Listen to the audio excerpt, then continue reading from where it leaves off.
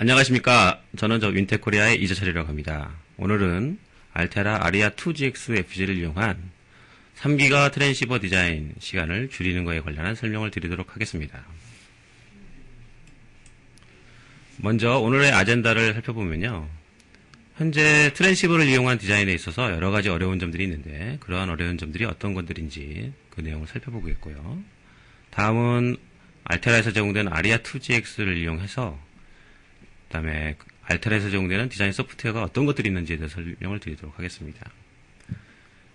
트랜시버 디자인을 할 때 실제로 보드상에 어떤 컴플렉시티들이 생기는데요. 그 부분에 대한 문제점, 그 다음에 그거에 대한 솔루션에 대해서 설명하는 과정이 있겠고요.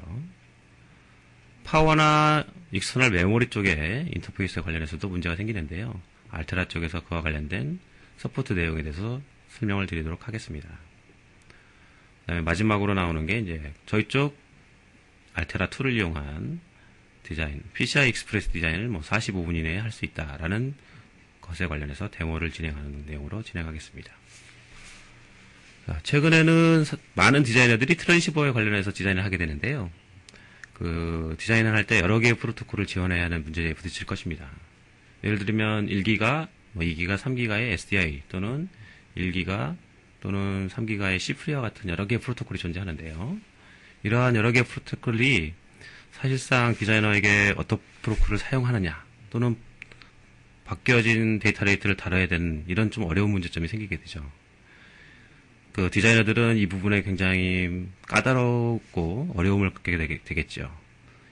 이런 부분이 결국은 디자인 사이클을 증가시키게 되고 좀 더 많은 리소스를 필요로 하게 됩니다. 전국에는 그 비용을 많이 발생시킬 수 있는 요소가 되겠죠. 다음으로 중요한 건 이제 파워가 되겠는데요. 밴드위스 리퀘어먼트가 증가함에 따라서 실제 파워 소비가 증가하게 되죠. 따라서 파워 소모를 감소시킨다는 것은 전체 시스템 비용을 감소시키고 파워 버짓에 맞춰 디자인한다는 것이 매우 중요하게 되지요. 보드 디자인이나 시그널 인티그리티도 매우 중요한 요소인데요. 시그널 인티그리티를 충족해야만 합니다. 특정 프로토콜에서는 아주 타이트한 리퀘어먼트를 갖게 되고 그걸 만족시키지 못한다면 보드를 다시 재제작해야 하는 문제까지 발생시킬 수 있죠. 보드 디버깅 또한 중요한 요소인데요. 시그널 인티그리티를 만족하지 못할 경우 보드 디버깅을 시도해보고 어느 부분에서 문제가 발생했는지 찾아보게 됩니다. 실제로 보드상에서의 캡이나 FPGA, ASP와 같은 많은 딜레이 요소들이 존재하는데요. 사용자는 보드 디버깅을 위해서 디자인을 좀 더 간결하게 해야 할 필요성이 있죠. 트랜시버에서 발생하는 또 다른 문제는 여러 개의 개발 툴을 사용해야 된다는 문제점이 있죠.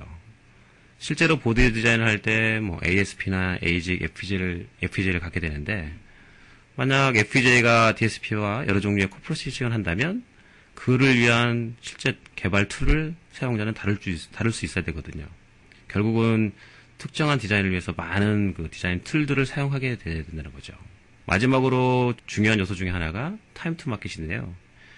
개발하는데 또는 디버깅하는데 너무 많은 시간이 걸린다면 실제로 시장 진입에 딜레이 요소가 돼서 적절한 시기에 본인의 제품이 시장 진입에 늦어질 수 있죠. 결국은 제품의 어떤 성공적인 시장 진입에 어려움을 줄 수 있는 부분이 생깁니다. 자, PCI 익스프레스를 디자인한다. 이것은 매우 까다롭고 어려운 문제인데요.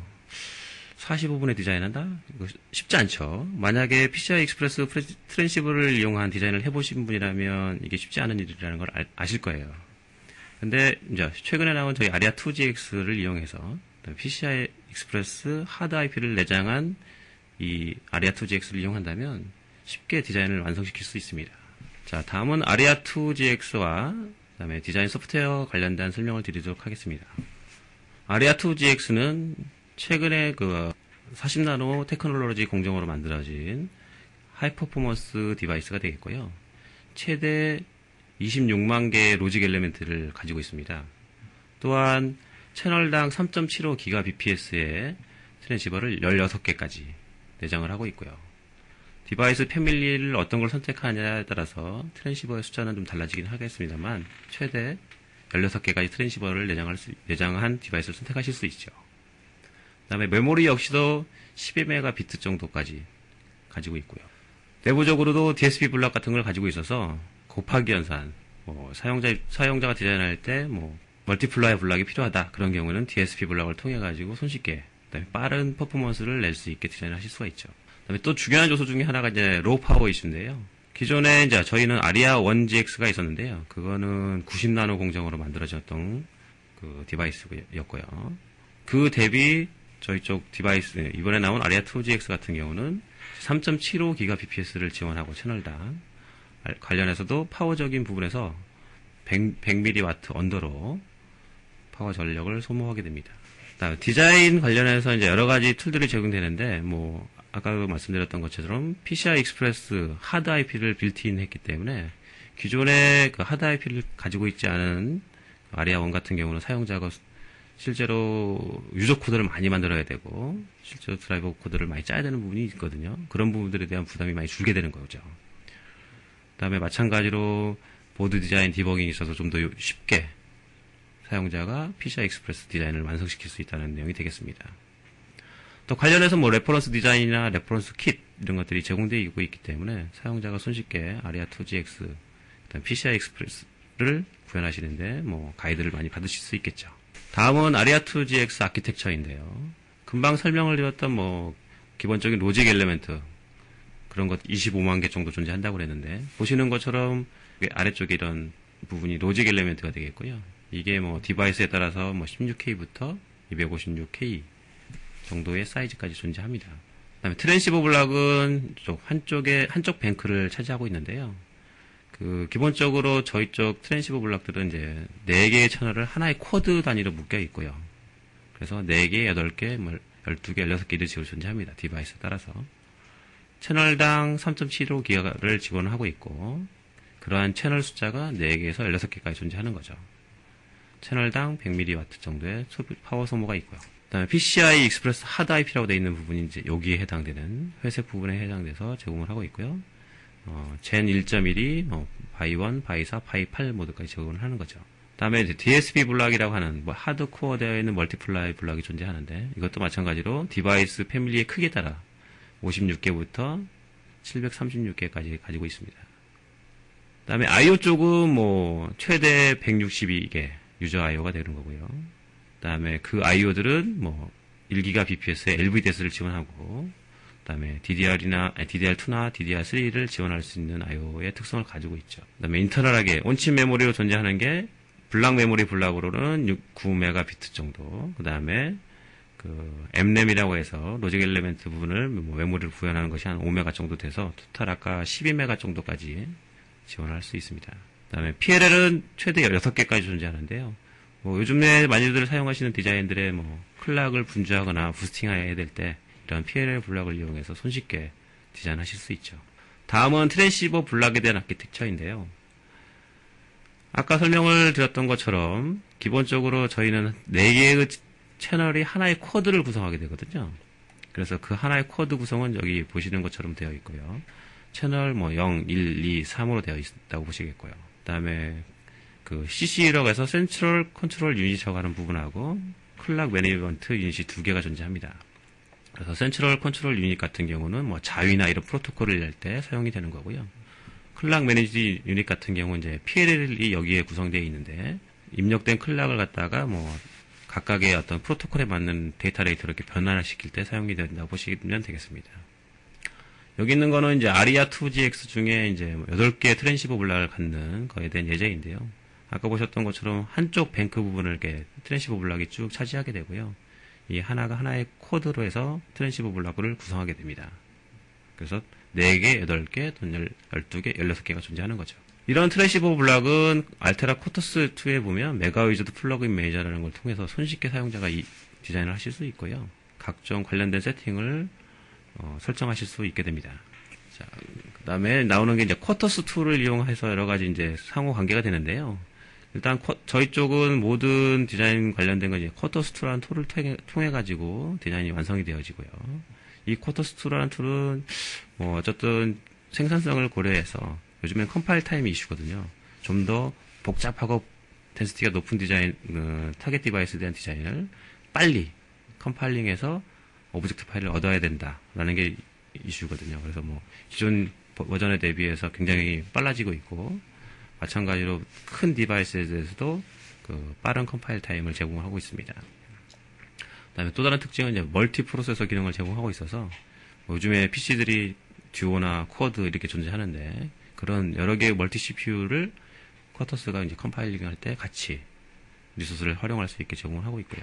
보다 좀 더 빨리 어떤 컴파일 타임이 필요하신 분들은 이제 그 인크리멘탈 컴파일레이션이라는 어떤 그런 피처를 이용해가지고 이미 디자인한 부분들에 대해서는 컴파일을 하지 않고 스킵할 수 있게 돼서 최대 70%까지 반복적인 이터레이션 타임을 줄일 수 있는 기능도 제공을 하고 있습니다. 그 다음에 어떤 그 쿼터스라는 툴은 통합 환경으로 제공하고 있어가지고 뭐 별도의 또 다른 툴을 요하는 게 아니라 쿼터스 자체만을 가지고 최종적인 오브젝트 파일을 만들 수 있다는 이런 환경을 제공하고 있고요.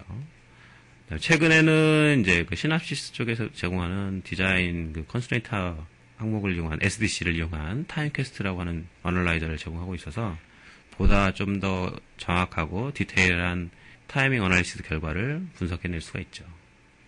그다음에 관련돼서 이제 쿼터스2 같은 경우는 실제로 그 온라인 웹상의 웹엑스 같은 것들도 존재하고요. 그다음에 쿼터스가 설치된 디렉토리에 보면은 뭐 저희 플래시 파일로 해서 간단한 그 과정, 튜토리얼, 뭐 베이직 코스 이런 것들에 대해서 동영상들이 같이 제공되고 있습니다. 그래서 사용자가 손쉽게 스터디할 수 있는 거죠. 네, 다음은 그 쿼터스2하고 연동해서 작업을 하실 수 있는 여러 가지 이제 툴들이 존재하는데요. 뭐 역시 마찬가지로 빌트인 되어 있고 그 툴을 사용할 수도 있습니다.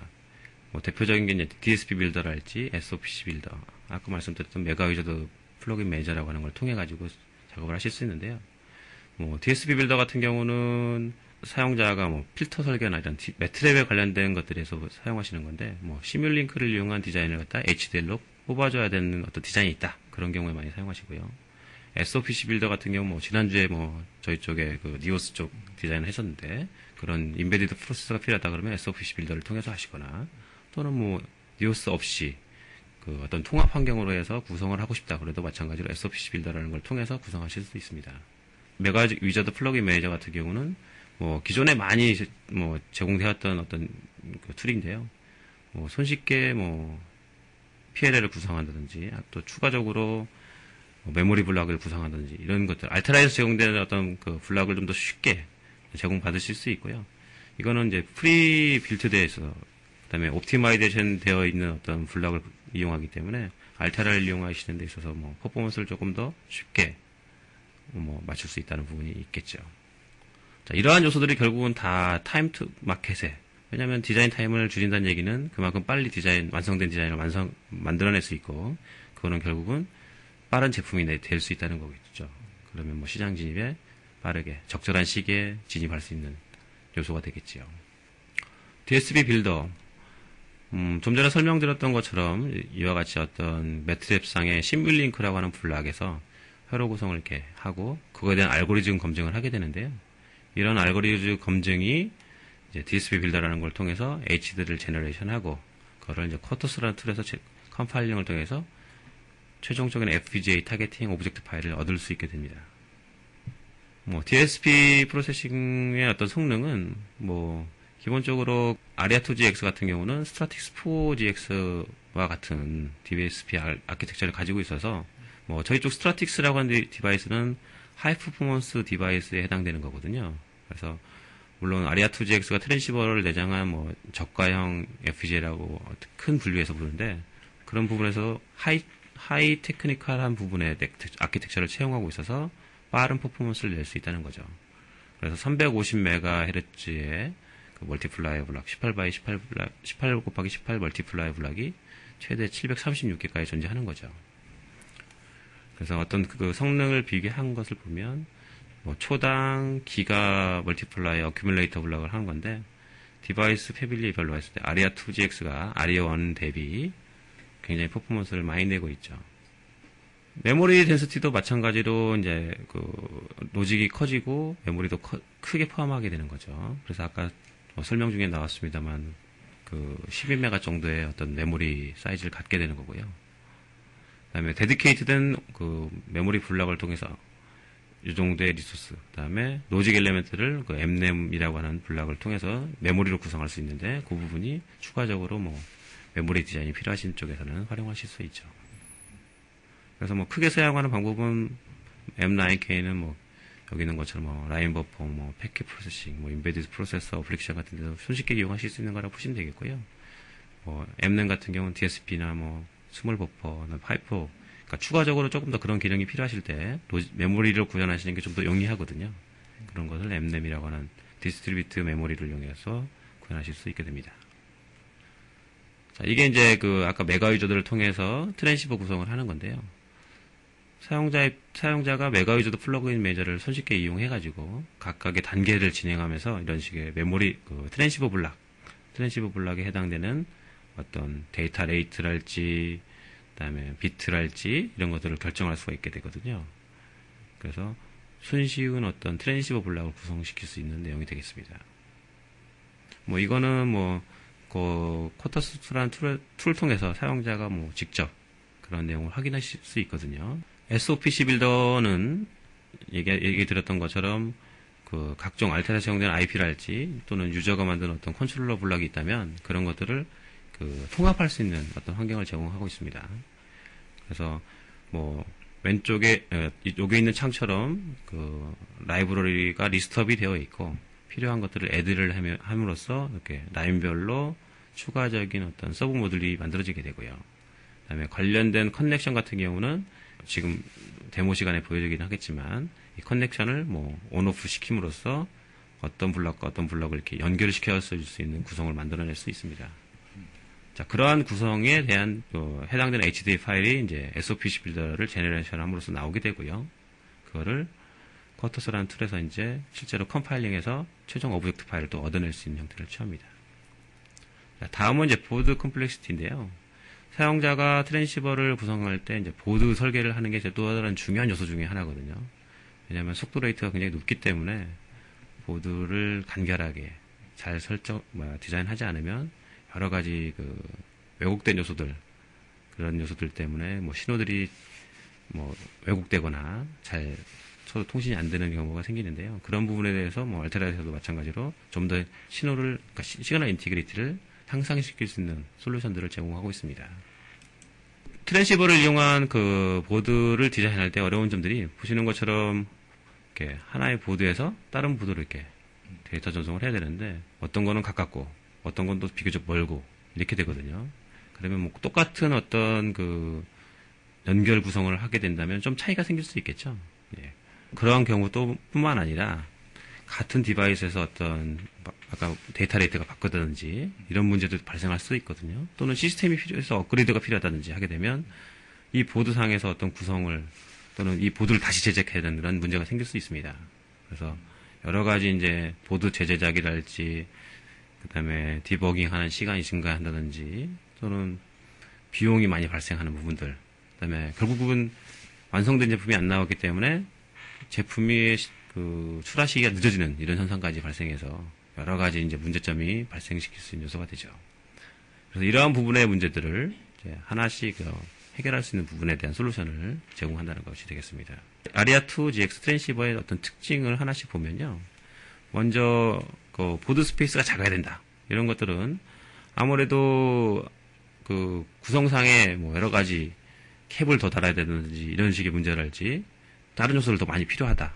예를 들어서 시그널을 더 좋게 하기 위해서 외부에 캡을 달고 저항을 달고 이런 문제가 발생하는데 그런 것들은 결국은 보드 공간을 더 많이 차지해서 보드가 더 커져야 되거든요. 그런 부분을 내장되어 있는 어떤 트랜시버 블락에서 해결해 줄 수 있다면 보드는 더 작아질 수 있겠죠. 마찬가지로 시스템 업그레이드를 해야 되는데 시스템 업그레이드 하는데 다시 구성을 해야 된다. 아니면 외부로부터 어떤 입력을 받아야 된다든지 하는 경우가 있다면 그것도 역시 마찬가지로 시간을 많이 필요로 하게 된 요소 중에 하나거든요. 아리아2GX 같은 경우는 이제 다이나믹 리컨피규레이션이라는 블락이 있어서 다른 데이터 레이트로 바꿔야 된다.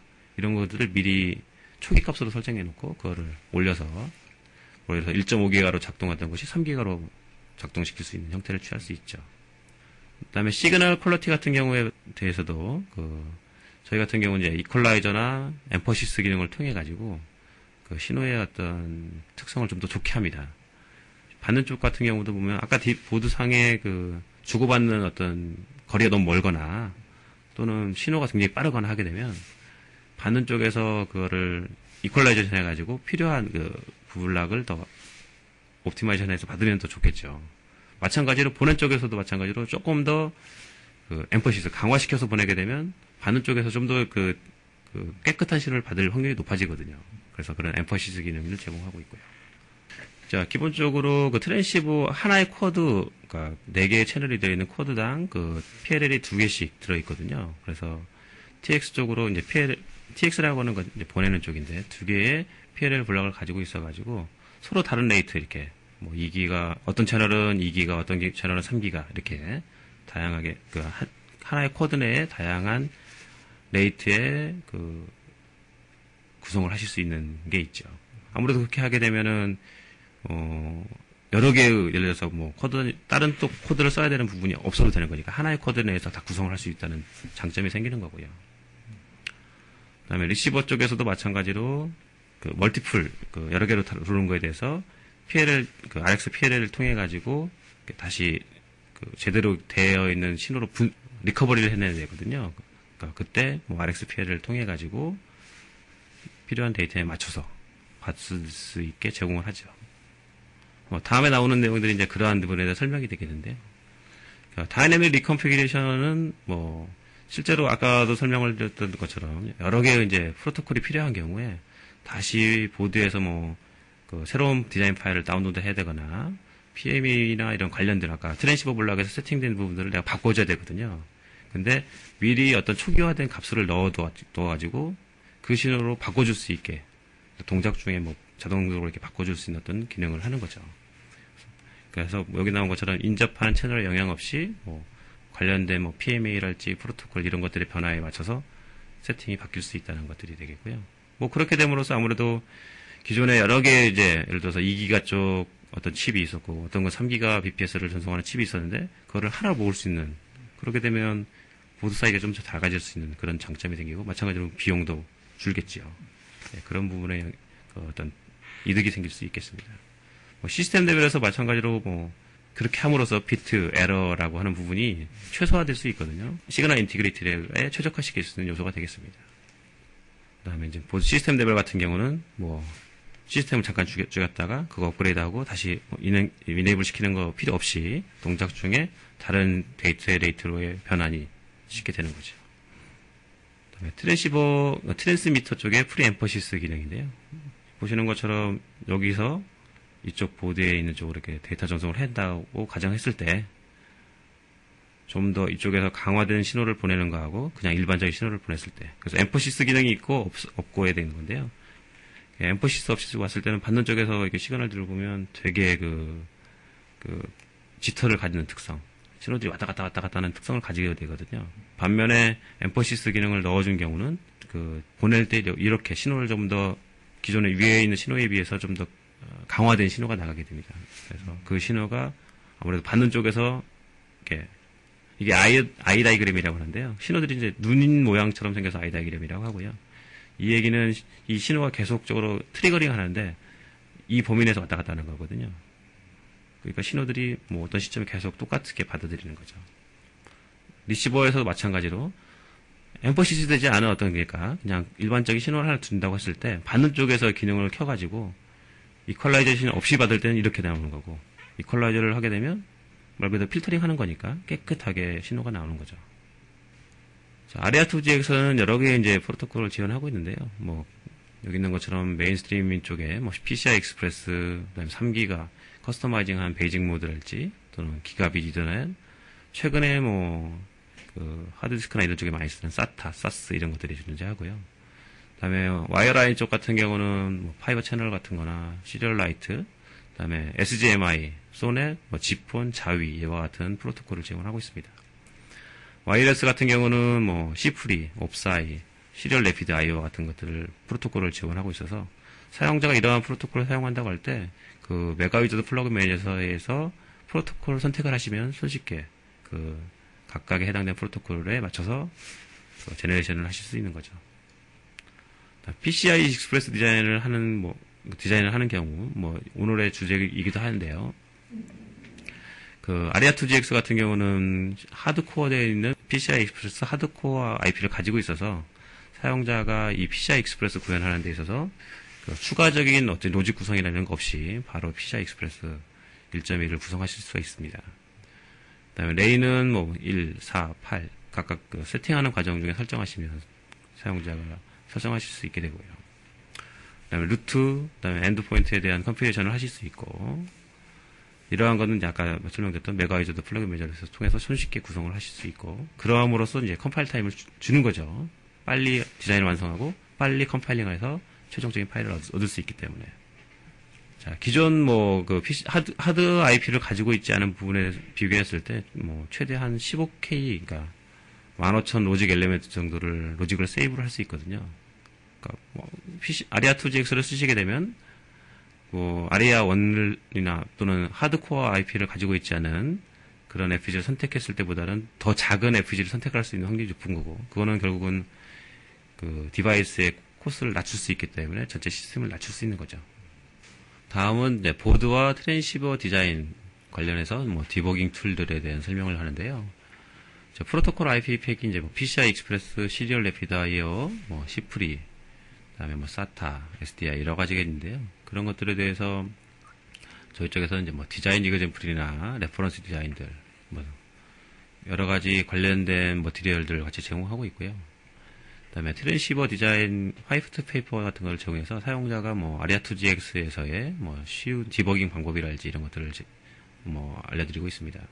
그다음에 코터스2 내에 보면 시뮬테이너스 스위칭 노이즈 어널리시스라고 해서 SSN 어널라이저를 내장하고 있어서 사용자가 손쉽게 이쪽에 어널라이저를 진행하실 수 있고요.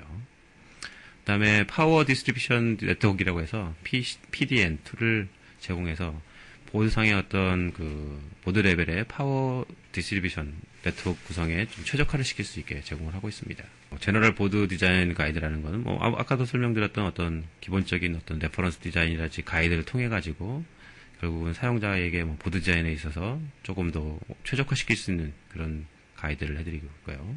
그다음에 시뮬레이션 모델 같은 경우는 뭐 IBIS, HSPICE 모델링을 제공해서 사용자가 시뮬레이션 내용에 대해서 손쉽게 시뮬레이션을 해보실 수 있게 제공을 하고 있습니다. 그다음에 AC JTAG이라고 해서 보드 레벨에서의 어떤 트랜시버 분석을 해보실 수 있는 내용을 서포트하고 있고요. 그래서 뭐 보드 디자인 쪽에서는 PDN 툴이랄지 디자인 가이드 이런 것들이 필요할 거고, 시스템 업그레이드 같은 경우는 이제 채널당 여러 개 이제 프로토콜을 사용하는 것들이 있을 거고, 또는 데이터 레이트를 바꿔야 된다든지 하는 경우 이럴 때 그 관련된 툴들을 활용해서 내용을 확인해 보실 수 있습니다. 다이나믹 리컴필레이션, 그다음에 엠퍼시스, 이퀄라이저를 통해서 그 시그널 인티그리티, 시그널 퀄리티를 좀 더 향상시킬 수 있는 부분이 나오겠고요. 그다음에 타임 투 마켓에서 관련해 가지고 이제 보드상에 아까 말한 SSN 어널라이저랄지 PCI 하드 IP 이런 것들이 제공됨으로써 좀 더 손쉽게 디자인을 완성시켜 보드 구성을 빨리 할 수 있고, 그다음에 제품을 빨리 만들어내서 시장에 쉽게 진입할 수 있게 제공을 하고 있죠. 그래서 뭐 아까도 설명드렸던 내용처럼 관련된 뭐 트랜시버 디자인 가이드랄지 튜토리얼, 화이트 페이퍼, 그다음에 또 뭐 비디오로 이렇게 웹엑스 같은 데모로 보여주는 파일들, 또는 트레이닝 머티리얼 같은 것들을 제공해서 사용자가 트랜시버를 이용한 디자인을 손쉽게 진행하실 수 있게 제공을 합니다. 다음은 이제 파워와 메모리 인터페이스에 관련된 것들인데요. 뭐 보드 구성을 하시다 보면은 실제로 이제 파워도 중요한 요소이고, 또한 익스터널 메모리 구성도 필요하거든요. 뭐 FPGA 특성상 온칩 메모리 사이즈가 그렇게 큰 것이 아니기 때문에 그 디자인에서의 어플리케이션을 만드실 때 뭐 메모리 공간이 충분히 필요하신 경우 익스터널 메모리를 채용하게 됩니다. 그런 부분에서의 그 메모리 컨트롤러를 손쉽게 디자인할 수 있는 방법이 또 필요할 텐데, 그런 거에 대해서 알테라 쪽에서 제공되는 내용에 대한 설명이 되겠죠. 뭐 최근에 데이터 프로세싱이 증가하면서 점점 빠른 연산이 고속의 동작을 하게 됨으로써 파워가 굉장히 많이 소모가 되거든요. 그렇게 함으로써 어떤 적절한 파워 버짓을 만들지 않으면 뭐 아까 얘기했던 것처럼 보드를 다시 만들어야되는지 이런 문제점이 발생할 수도 있거든요. 그래서 최대한 저전력의 어떤 설계를 할 수 있고, 그다음에 전체 시스템의 파워를 맞춰서 설계를 할 수 있게 구성을 해야지만이 제품의 완성도를 높일 수 있을 거고요. 적절한 걸 선택하게 되면 아무래도 뭐 오버스펙을 선택했을 때 어떤 그 자재들의 어떤 비용이 많이 발생된 것을 당연히 줄일 수 있겠죠. 그다음에 이제 온도나 이런 것들, 그 온도 조건에 따라서 이제 변화가 많이 일어나는데 그런 것들에 대해서도 마찬가지로 파워 쪽에서 소모가 되는 부분이 많습니다. 그런데 그런 부분도 마찬가지로 그 나중에 제품이 양산되었을 때 어떤 릴라이비티 문제가 생길 텐데 그런 부분에서의 영향을 좀 더 줄일 수 있게 적절한 파워를 선택해 주셔야 되겠죠. 자, 아리아 2GX는 이제 이런 파워 쪽에 매니징 관련해 가지고 뭐 프로세서 공정 자체도 있고 실리콘에서도 옵티마이제이션 해가지고 아까 뭐 채널당 뭐 100mW 정도의 뭐 이렇게 그 소비력을 보였던 것처럼 저전력의 어떤 그 설계 구성을 했고 아울러 소프트웨어 툴 쪽에서도 파워 쪽 옵티마이제이션 할 수 있는 여러 가지 이제 툴들을 제공해서 파워 쪽에 최적화시킬 수 있는 부분을 제공합니다. 그다음에 이제 실제로 디자인상에서 내용을 정확히 또 분석하는 게 필요하겠죠. 어널리스 할 수 있는 그런 툴도 역시 같이 쿼터스라는 툴에서 제공을 하고 있고요. 일단은 뭐 공정이 작아졌다는 얘기는 그 이제 보면 선폭을 그릴 때 그거거든요. 그래서 뭐 아까 아리아 1 같은 경우 90나노, 그다음에 뭐 아리아 2 같은 경우 45나노, 그래서 45나노 미리거든요. 그래서 이만하게 어떤 그 이렇게 뭐 지나가는 길을 만들었던 글이 요만하게 그릴 수 있다는 거거든요. 그러면 같은 사이즈에다 넣어야 될 입장에서 봤을 때는 작게 그리면 더 많이 넣을 수 있을 거고. 그리고 이제 파워 테크닉이라고 하는 부분들이 이제 실리콘 쪽에서 적용을 하거든요. 어쨌든 얘들이 많이 들어가면 많이 깜빡거릴 확률이 높기 때문에 그러면 전류를 확 땡기거든요. 그런 부분에서의 또 저전력을 설계를 해요. 실제로 실리콘 쪽에서 그런 부분에 뭐 기술이 채용되어 있는데 실제로 어떻게 되었느냐라는 것은 이제 어떤 공정 이렇게 대표적으로 또 그쪽에서 스터디 하실 분들이 계시겠죠. 어쨌든 그런 기술들이 적용이 되어서 뭐 저전력 설계를 한다라고 표현이 되죠. 자, 그래서 뭐 기존의 아리아 1 GX60하고 뭐 아리아 2 GX65를 좀 비교해 본 건데요. 여기는 뭐 90나노 공정, 여기는 45나노 공정으로 된 거고요. 뭐 보시면 뭐 여기처럼 일반 IO랄지 트랜시버, 유저 IO, MEM, DSP 그다음에 뭐 스틱 파워 이런 것들이 대충 에스티메이션 한 겁니다. 보시면 뭐 기존 대비해서도 훨씬 더 많은 그 파워 그 전력을 감소시킬 수 있는 요소로 작용을 했고요. 트랜시버 블락 자체의 구성은 뭐 거의 유사하죠. 그런데 이제 유저 I/O 쪽 그러니까 실제로 그 아까 로직 엘리멘트나 메모리 이런 DSP 블락에서의 공정이 좀 더 작게 됨으로써 많은 저전력 설계를 할게 만들어진 거죠. 뭐 여기 보시면 토탈 파워 같은 경우 보면 단순히 보면 여기가 이 범위가 뭐 1 정도 되잖아요. 예. 물론 이거에 대한 그 디자인은 75% 로직을 사용한다는 가정하에서 이렇게 한 거거든요. 이런 부분들을. 자, 파워 어널리스 관련된 툴들을 제공하고 있는데요. 뭐 여기 있는 것처럼 쿼터스와 연동해서 사용할 수도 있고, 그다음에 쿼터스 자체에서 뭐 여러 가지 그 어드바이저 기능을 통해서 제공하기도 하고 그렇습니다. 보시는 것처럼 이제 그 파워를 자동적으로 뭐 줄이기 위한 과정들 중에 하나가 이제 쿼터스 자체에 내장되어 있어서 작용을 하고요. 그다음에 그 사용자의 어떤 세팅들이나 이런 것들이 뭐 잘못되었을 경우도 있잖아요. 그런 것들을 이제 쿼터스상에 어드바이저라는 게 있어요. 파워 어드바이저라는 걸 통해 가지고 어떤 세팅들을 하게 되면 그 소프트웨어적으로 뭐 파워 세이브를 할 수 있는 어떤 형태를 취할 수 있다라는 거를 사용자한테 이제 가이드를 해드리는 거죠. 마찬가지로 파워 어널라이저라는 걸 통해 가지고 현재 어떤 그 결과가 얼마큼 나오는지에 대해서 또 정확히 분석해 줘야 되겠죠. 그래야 그걸 또 반영을 해서 어떤 부분을 세팅을 바꾸든지 뭐 결정할 수 있기 때문에 이런 것들이 이제 연동을 해서 궁극적으로 전체적인 파워를 낮출 수 있는 이런 그 방향으로 툴을 제공하고 있다고 이해를 하시면 되겠습니다. 다음은 이제 메모리 인터페이스인데요. 뭐 익스터널 메모리로 뭐 대표적으로 유명한 게 뭐 DDR, DDR2, 뭐 SRAM, 뭐 이런 게 존재할 텐데요. 뭐 저희 쪽에서는 이제 아리아 2GX 같은 경우는 최근에 나온 뭐 DDR3까지도 다 지원을 하고 있고 그 관련한 컨트롤러도 역시 마찬가지로 이제 필요하게 되는데 그게 이제 메가유저드 플러그인 매니저라는 걸 통해 가지고 사용자가 그 메모리 컨트롤러하고 파이 부분을 같이 설계를 할 수가 있어요. 메가유저드 플러그인 매니저라는 게 뭐 단계별로 진행을 시키면서 세팅을 해주면서 내가 원하는 어떤 그 최종 코드를 얻게 되고 그 코드를 이용해서 컴파일링 하실 수가 있게 되죠. 아울러서 뭐 마찬가지로 뭐 레퍼런스 디자인이나 이런 것들이 존재하기 때문에 사용자가 뭐 그 부분만의 어떤 디자인을 참조로 해가지고 디자인을 완성시킬 수도 있습니다. 자, 이렇게 해서 익스터널 메모리 컨트롤러를 설계하게 되면 아무래도 예전에는 이 메모리 컨트롤러를 실제로 사용자가 짜기도 했거든요. 그러면 굉장히 많은 트라이 앤 에러를 해야 되거든요. 코드상의 동작이 잘못되거나 이런 것들이 존재할 수 있기 때문에. 반면에 이제 옵티마이즈 되어 있는 어떤 툴을 통해서 만들어진 코드들은 미리 검증되기도 하고 디자인에서의 사용자가 좀 더 그런 에러를 줄여서 손쉽게 컨트롤 부분을 완성화시킬 수가 있는 거죠. 그래서 이제 이게 FPGA이고 실제로 DDR이나 DDR2, DDR3 이런 것들이 존재하는 메모리가 존재하는 거고요. 그거에 관련된 인터페이스 부분들을 완성시키고 이 안쪽에 이제 실제로 얘하고 통신할 수 있는 컨트롤러들이 구성이 되어지는 거거든요. 이러한 블록들이 이제 아까 말한 소프트 툴, 메가유저드라는 툴을 통해 가지고 이런 코드를 생성해 주는 겁니다. 아리아2GX에서 이제 메모리 쪽 인터페이스 서포트하는 건데요. 뭐 DDR, DDR2, DDR3, 뭐 QDR2 이런 것들을 제공하고 있고요. 그다음에 뭐 바이 8, 바이 16 모드로 그룹핑 되어 있고, 그다음에 동작 주파수. 뭐 여기 있는 거는 인더스트리냐 커머셜이냐에 따라서 조금씩 차이를 보입니다. 템퍼러처에 따라서. 그래서 맥시멈 프리퀀시가 보시는 것처럼 200, 300 뭐 이렇게 존재합니다. 데이터 레이트도 마찬가지로 뭐 이렇게 존재하고요. 그 다음에 DDR 보시면 이제 딤 타입도 있잖아요. 딤 타입을 제공하느냐 안 하느냐, 모듈 타입으로 제공하느냐 이런 것들에 대해서도 선언을 해서 만들어 줄 수가 있습니다. 자, 그러면 이제 3기가 트랜시버 디자인을 해볼 건데요. 뭐 여기서는 아마 예제로 저희 쪽 아리아2 레퍼런스 보드를 이용해서 그 디자인을 하시게 됩니다.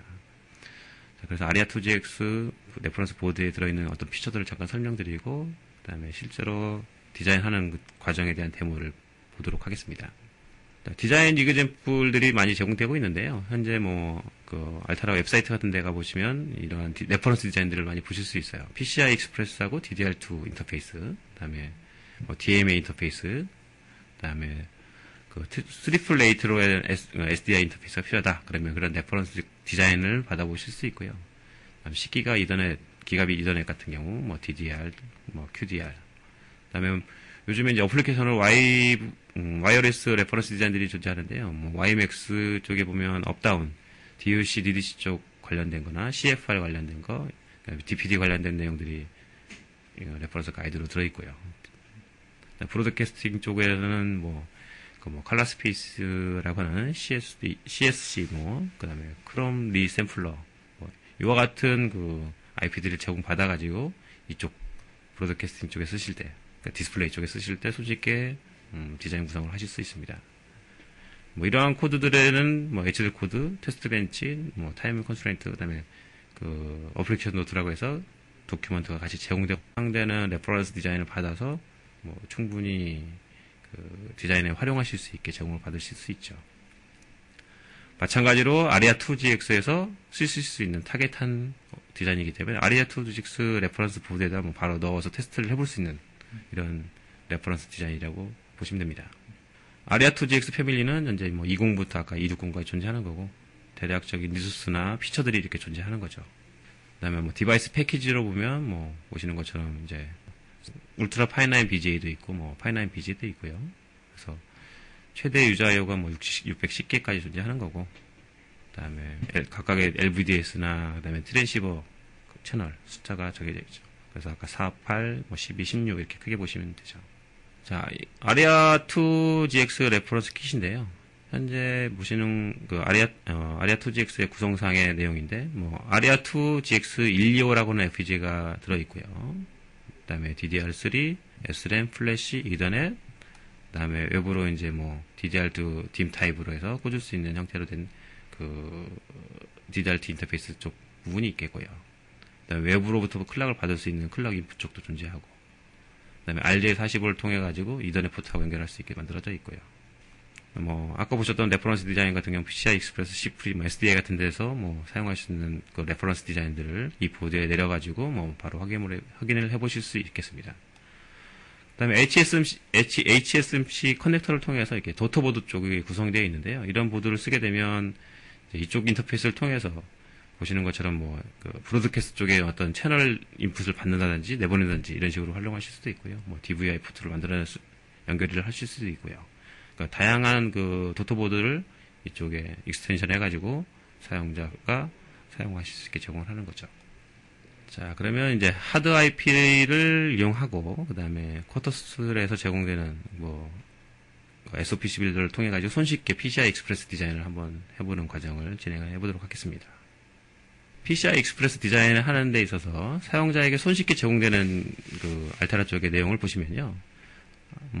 아리아2GX로 제공되는 기본적인 하드 IP 블락을 이용해서 PCI 익스프레스를 구현하실 거고요. 그 다음에 쿼터스2나 SOPC 빌더라는 툴을 통해 가지고 디자이너가 쉽게 그 전체 시스템, 전체 그 디자인을 완성시킬 수 있게 제공을 할 거고요. 그 다음에 그렇게 만들어진 코드들을 이벨루션 키트에서 직접 다운로드를 통해 가지고 테스팅 해볼 수 있는 내용이 되겠고요.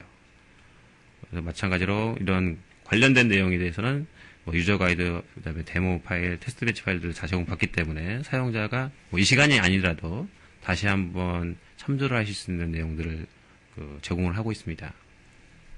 후반부에 아마 그쪽 관련된 링크를 알려드릴 텐데요. 그쪽에 들어가서 보시면 이 부분에 대한 내용은 추가적으로 더 확인하실 수 있을 것입니다.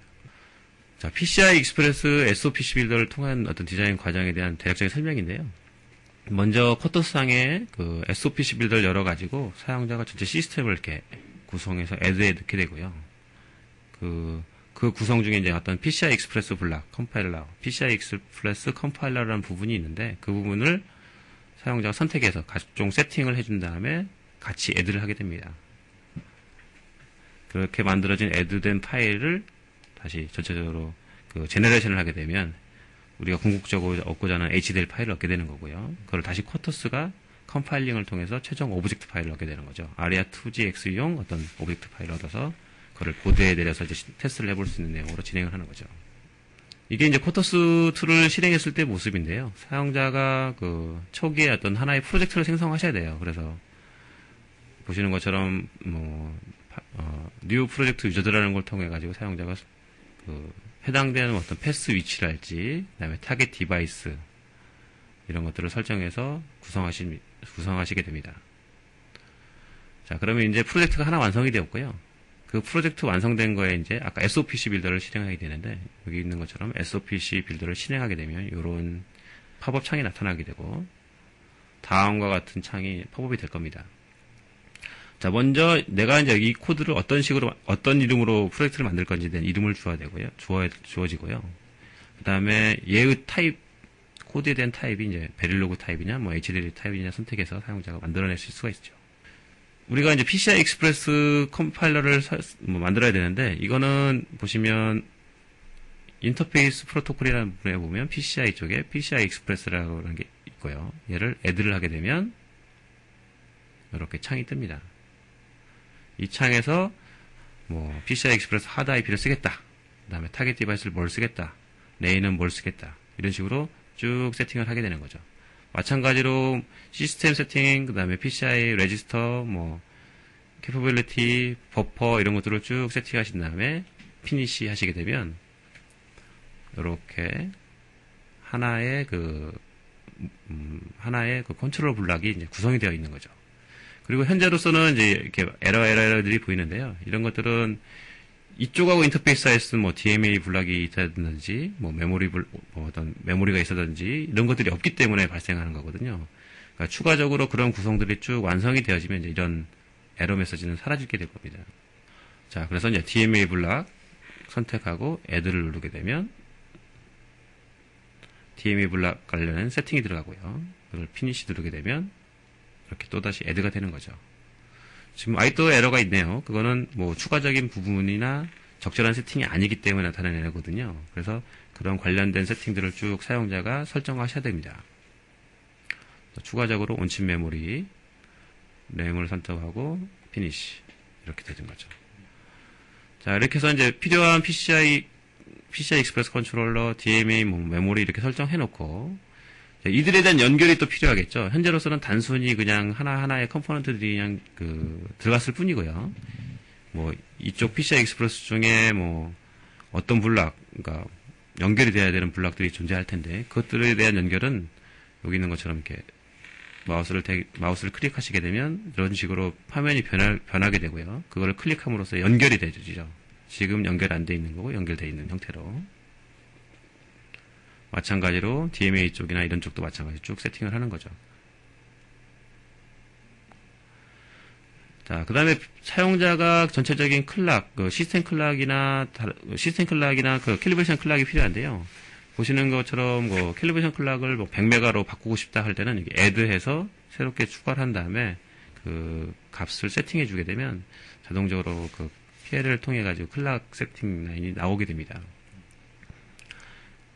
그래서 필요하면 클락 쪽에 세팅 설정하고 싶은 이제 클락, 여기 같은 경우는 CLK0 캘리브레이션 클락이라고 이름이 되어 있는데요. 캘리브레이션 클락 선택하시면 됩니다. 자, 그 다음에 이제 그 기본적인 어드레스들은 다 같은 어드레스 번지를 오버랩이 되어 있기 때문에 다음과 같은 에러가 나는데요. 그거는 사용자가 적절한 어드레스 주소로, 예를 들어서 8000 번지로 바꾸겠다 이렇게 하면 쭉 선택해서 직접 타이핑에 넣으시게 되면 오버랩 되지 않은 구간으로 이렇게 쫙 어사인이 되고요. 자동으로 오토 베이스 어드레스를 하게 되면 오버랩 되지 않은 어드레스 쪽으로 쭉 세팅이 되어지죠.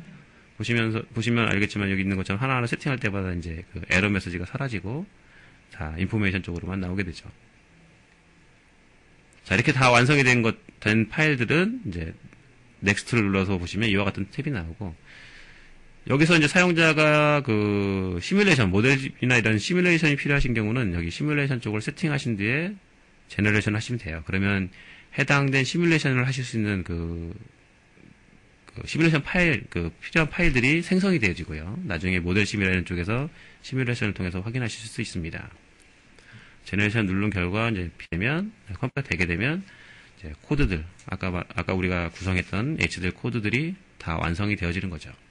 자, 관련된 금방 설명드렸던 데모는 다음 웹사이트에서 다시 한번 구체적인 내용들을 살펴보실 수 있을 텐데요. 자, 서머리를 하면 초기에도 말씀드렸던 것처럼 최근에 트랜시버를 이용한 디자인들이 굉장히 이제 멀티플 프로토콜이 많이 나와 있고요. 그다음에 경우에 따라서는 레이트도 변하고 이런 요소들이 때문에 사용자가 트랜시버 디자인하는데 많은 어떤 어려움을 많이 겪게 되거든요. 그러니까 그런 부분들을 저희 아리아2, 그다음에 쿼드스를 통해 가지고 손쉽게 디자인을 완성시킬 수 있고요. 그렇게 함으로써 전체적인 디벨롭 타임을 줄이고, 그다음에 필요한 요소들, 주변에 아까 별도의 다른 레이트의 칩을 쌓였던 부분이나 이런 것들을 같은 원칩 내에 구성을 함으로써 시스템 코스트를 낮출 수 있는 형태로 갈 수 있고요. 그렇게 함으로써 또한 시그널 인티그리티를 더 향상시키고, 보드 디자인을 더 간결하게 해서 제품의 어떤 신뢰성을 많이 향상시킬 수 있겠죠. 또한 여러 개의 툴을 사용했던 부분들이 이제 단일 툴 또는 한두 개의 툴만을 가지고 손쉽게 디자인을 완성시킬 수 있게 되고, 전체적으로 이러한 어떤 시스템의 가속화를 통해 가지고 빠른 제품의 완성을 기하게 되고, 그러한 제품의 완성이 결국은 빠른 시장 진입을 통해서 성공적인 제품화를 이룰 수 있게 되겠죠. 그래서 아리아2GX를 이용해서 좀 더 디자인을 좀 더 빠르게 완성시켜서 제품을 만들어낼 수 있다는 이런 내용을 오늘 설명을 드렸습니다. 추가적인 어떤 아리아2GX에 관련된 정보를 얻고 싶은 경우는 알테리아 홈페이지에 가보시면 다음 웹사이트를 통해 가지고 아리아2GX에 대한 추가적인 데이터 시트랄지 인포메이션을 받을 수 있습니다. 자, 다음으로는 팝 퀴즈를 진행하도록 하겠습니다. 오늘 내용에서 설명드렸던 내용 위주로 퀴즈를 내드린 거니 잘 풀어보시기 바라겠습니다. 이것으로 오늘 아리아2GX를 이용한 3기가 트랜시버 디자인에 대한 설명을 마치도록 하겠습니다. 지금까지 윈텍코리아의 이재철이었습니다. 감사합니다.